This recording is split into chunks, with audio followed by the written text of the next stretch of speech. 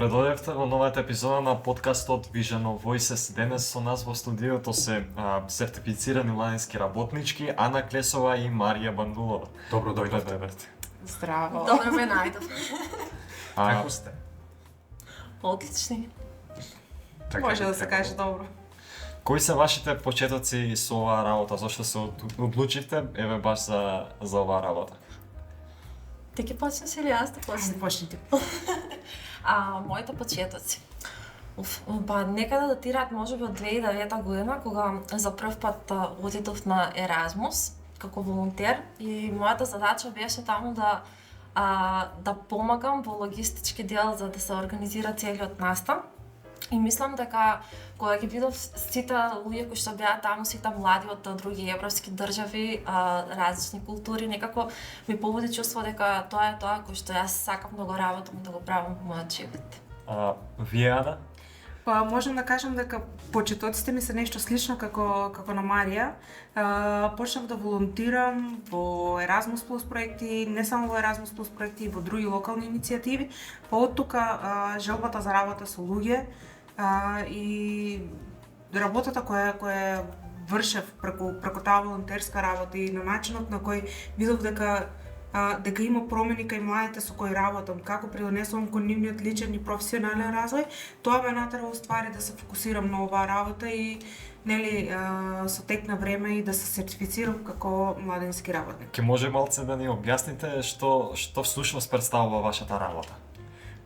Така, значи, младински работник е личност која му помага на еден млад човек, значи за млад човек во нашата држава барем законски се сметаат млади од 16 до 29 години. Значи младинскиот работник има за цел да му помогне на тој еден млад човек во целосниот негов развој. Без разлика дали е тоа социоекономскиот, професионалниот или личниот развој. Пример, ако јас увидам дека ти имаш потреба за нешто, понекогаш младите сами не пристапуваат, но понекогаш и ние ги наоѓаме младите. Пример, јас ако на неколку пати веќе сум во контакт со тебе или со тебе без разлика и увидам дека имате некаков проблем или тема на која може да работам со вас, вие нема да почувствувате дека јас сушност работам со вас. Така да таа работа е на многу несебична работа и многу како да ви кажам, доверлива работа. Марија, со колку број на млади сте работеле досега? Со голем број на млади кои што секојдневно доаѓаат кај нас од Центар за истражување и анализи Новус. Претходно исто така имам работено со млади од средните училишта, кај што, например, имав некои само иницијативни проекти кои што само сум ги започнала. Тоа беа small skill проекти. Запознаваме нови млади секој ден од социјални медиуми, дали ги привлекуваме, например, преку одредени кампањи, така што не можам да кажам точна бројка, бидејќи навистина се многу. Кога лани, например, правевме пресек на тоа колку сме имале млади само во 2023 година, тоа беа некаде повеќе од 100 волонтери кои што поминале низ Новус, низ организацијата во која што ние работиме. Тоа беа само волонтери. Тука можам да се надоврзам дека всушност во Новус на годишно ниво поминуваат некаде околу 800 млади. Без разлика дали се тоа од средните училишта, дали се некои малце повозрастни кои доаѓаат сами во организацијата, бидејќи спомнавме нели за млади се рачунаат од 16 до 29. Сега од тие 800 млади имавме некаде околу 100 волонтери, плюс и повеќе. Да, можеби и повеќе, така да голема е бројката на млади кои минуваат низ Новус и низ моите на Марија и на Марија. Дека секоја генерација, мислам, секоја година имаме нова генерација, тука има доста голема бројка кои што фаќаме на различни луѓе, ние се константно едни исти млади, па да може да направиме некој пресек на бројка, така да. Бројот не ви смета? Бројот не ни смета и интересно е што, пример, овие млади си повлекуваат други млади. Секако имаме некоја бројка на млади, околу 100, како што кажа Марија, на волонтери и млади што стално ни доаѓаат, стално работиме со нив, но реалната бројка е многу. Само би дополнила дека можеби кога објавуваме повици за Еразмус на нашите официјална страна, тогаш има најголем број на млади кои што и ние сме ги очекувале дека ќе се пријават. Сега, например, например, минатата недела имавме повик за Романија ли беше? За Сицилија. За Сицилија, да, за Сицилија, во летно време се разбира, имавме некада преку 80 апликанти млади од Да. цела Македонија. Тоа баш ќе ми беше и следното прашање за тоа како младите можат да се приклучат на тоа што вие го работите. Многу Да, многу начини има. Некој од нив. Да, некој од нив, како што спомна колешката Марија, се баш оние јавни повици за Еразмус и јавни повици за клубовите кои ги имаме тука во Новус, јавни повици за настани и работилници, без разлика што и да е. И сега тука работата е што освен ќе се пријават окей тие 80 млади, потоа ни само селекција, младите остануваат тука и тие млади кои остануваат тука, ние работиме со нив, пробуваме баш да им го подобриме животот во секој аспект. Има многу такви успешни примери со кои ние лично се гордееме. Плюс тука би напоменала дека имаме и доста проекти на различни теми кои што во моментот активни се кариерно насочување за млади, кај што на пример имаме веќе формирана група некаде од 20 млади кои што ги обучуваме цело време, константно доаѓаат кај нас организација. Исто така ги привлекуваме преку кампањи, имаме кажи речи преку 3 проекти. Мислам дека промотивни кампањи кои што излегуваме и со штанд на плоштадот може да навидат у кафич како делиме флаери. Имаме отворени форми на социјалните мрежи константно, кај што може секој млад човек да пристапи и да види што работиме и да се пријави за активност или за обука која што е од негов домен на интерес, така да има доста начини на кои што го правиме тоа. Со толку многу број на млади сигурно се явуваат и некои предизвици во работата, па би сакале да споделите некои од предизвиците што сте се соочували? Има, да. Ја кажи. Видите се, бидејќи окей, Марија го спомна едниот дел од нашата работа, тоа е едукација, доедукација на млади и така натаму.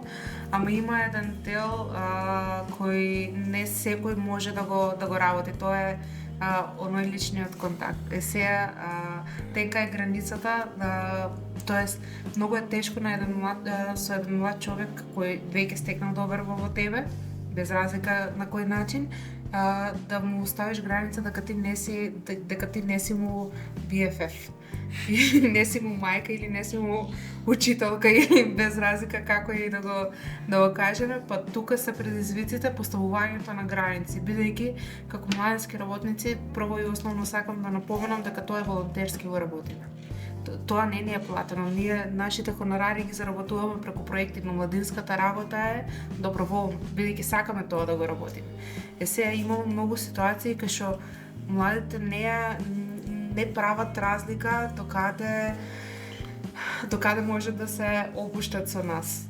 Имало многу такви ситуации, така да тоа лични може да ти се јават од 4 сабајле, не знам, некој раскинал со дечко, со женска, или проблеми им се десело, пиени се некаде, се извинете вака, што сум брутална, ама има разноразни ситуации кои се и такако интересни за споделување, но поради дејноста која работиме, не смееме да споделуваме многу детали. Да, тука исто би надополнила само дека како некој предизвик да кажам или бариера кај младите се случува кога на пример имаме млади од други етнички заедници кои што имаат потешко да се изразат и да се анимираат во самата група, можеби тоа би го издвоиле како предизвик на кој што исто така работиме и среќни сме што да сепак доаѓаат покрај тие предизвици.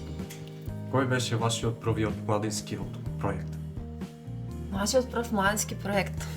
Ајде кажам за мојот, па Ана ќе се надвори пошто ќе текна.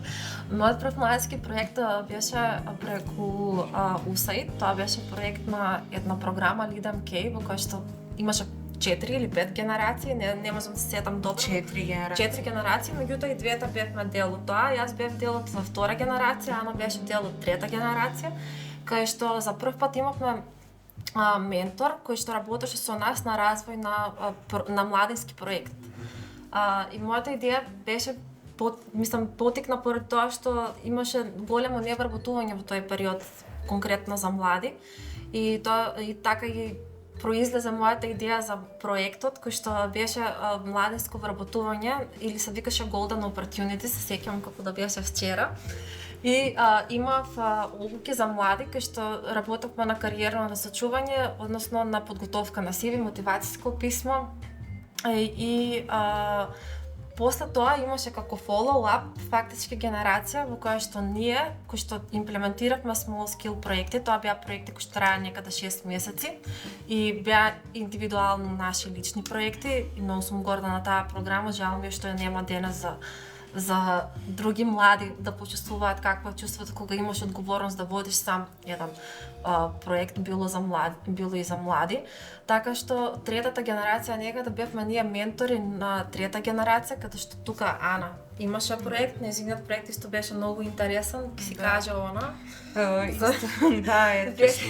Веќе 100 пати мислам дека истиот проект како добра практика го практикуваме секаде. Да, па види така кога ќе размислиш и мојот и твојот проект беа доста успешни и програмите буквално сега што ги работиме во ново се на еден начин и follow-up од нашите може да се проекти, бидејќи освен младенски работници Марија го води секторот на развој на заедницата, тоа е community development, тоа е водам сектор млади во Новос. Без разлика на тоа, се надопомнуваме цело време, да. И сега мојот проект беше Raise the Hate, тоа избрише омразата, бидејќи мене пасија ми се човековите права. Ги обожавам човековите права, особено интеркултурниот, интеретничкиот, интеррелигискиот диалог, тоа ми е, како да ви кажем, нешто што длабоко ме тангира, ме занима. Така да тоа беше мојот прв младенски проект. Сега Марија спомна дека како добра практика. Да, цело време правиме како follow-up на тие, ама тоа можеби и заради тоа што дел од тие проекти и не се ни надминати. Ако земеме предвид дека има проблем со говор на омраза, има проблем со самообработување на млади, исто би спомнала дека и двете сме дел, нема што не правиме двете, значи си ја правиме заедно. Двете сме дел од една мрежа European Democracy Youth Network, кај што исто имплементираме проекти, моментално ongoing проект кој што го правиме заедно, како група, како тим, бидејќи тоа е мрежа, не е организација, работиме на проект за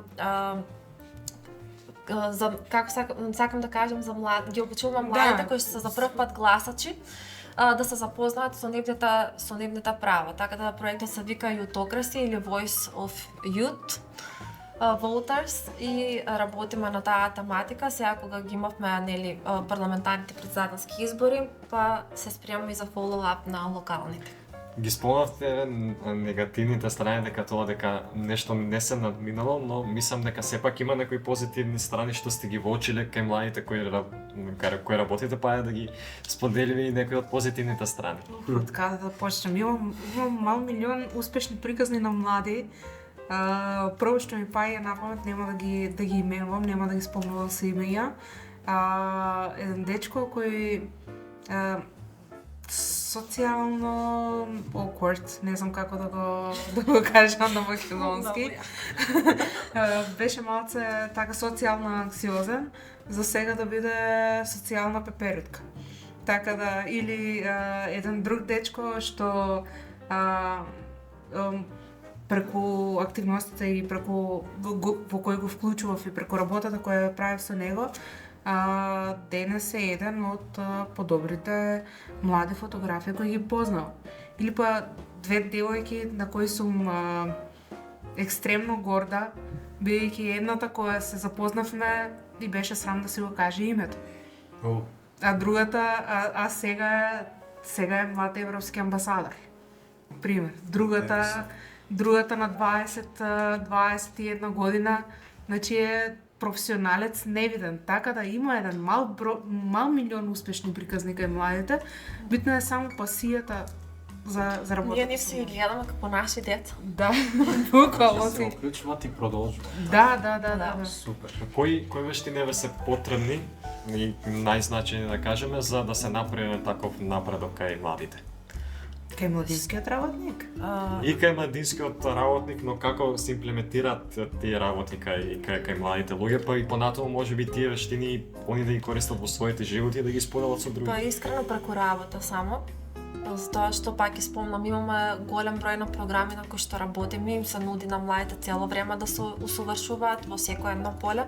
Тука би спомнала дека работиме и на клубови, кои што се преку Младински образовен форум, тоа се новинарски клуб, клуб за активизам, учиме право и дебата, каде што на пример се поделени по секции и секој еден млад човек кој што сака нели да трасира еден пат кон своја кариера може да се пронајде во тие 4 или пак на пример нешто друго. Исто така да, на кратко тоа Марија што го кажа, само би сублимирала дека без разлика која активност да им ја нудиме, која секција, кој клуб, најважни вештини со кои треба да се стекнат младите, но и треба и младинските работници да ги имаат, тоа се активно слушање и комуникацијски вештини. Дефинитивно. Значи, комуникацијските вештини, без разлика дали преку дебата, учиме право, активизам, преку сите овие клубови можат или активности да се стекнат. Активното слушање е многу битна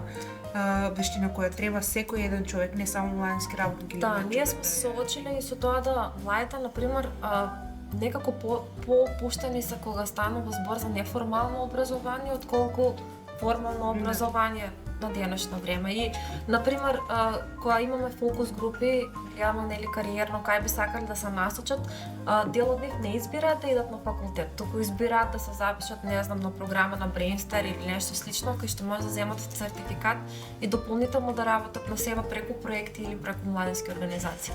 Младински работник е, да кажеме, релативно млада професија.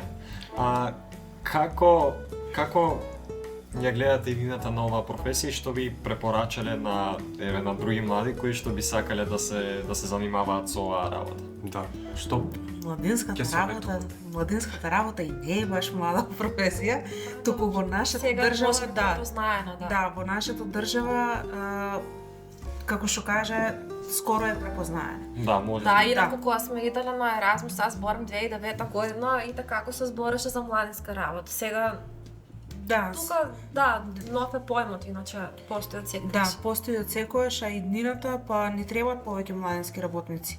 Со оглед на тоа што, како што ви кажав, успешните приказни, некои од успешните приказни што ги имаме, младинските работници се и такако важни во еден цел екосистем на општеството, бидејќи младинскиот работник има за цел и да ги инспирира, но и да ги задржи тука младите.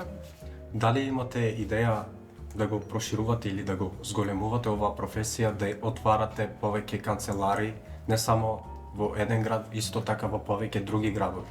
Искрено, ние немаме канцеларија како младински работници, меѓутоа отворени сме, например, за некој да сака, например, да не ангажира, меѓутоа моментално може да кажем дека работиме само за новост, стриктно за новост, но тоа не го исклучува фактот дека ние сме тука да дадеме совет во било кое време, или на било кое место. Меѓутоа, за да бидеш младински работник, не ти е потребна канцеларија, не ти е потребно, немаш работно време, го правиш тоа од задоволство или волонтерски, како што спомна Јана предходно. И мислам дека ние цело време го прошируваме тоа, затоа што со самото тоа што да ги мотивираме младите да учат на некој начин од нас повозрастните. Да, значи сами ги привлекуваме за сами тие да се пријават и да станат младински работници. Имаме веќе такви примери. Да. Една од девојките која ја споменав, на која сум горда, исто така и она е сертифициран младински работник, се сертифицираше минатата година. Да, само 23 години. 20? Окей. Да, така да. Вака како младински работници, што би порачале на младите? Некој совет општо? Да бидат храбри, да бидат отворени за нови искуства и да имаат малце повеќе доверба во другите. Да, и да ги искористуваат сите можности кои што им се нудат, бидејќи реално ги има многу. Да не се ограничуваат. Да, буквално да не се ограничуваат. Да излезат од комфортната зона и да летат. Маријана, ви благодарам што бевте дел од нашиот подкаст, ни беше задоволство. Благодарам и на вас. Ви благодарам. Драги гледачи, тоа беше се од денешната епизода. Се надевам дека научите некои нови работи. Се гледаме во некои наредни епизоди со многу интересни гости. Не заборавајте да ставате лайк под видеото и кликнете subscribe и останете со нас.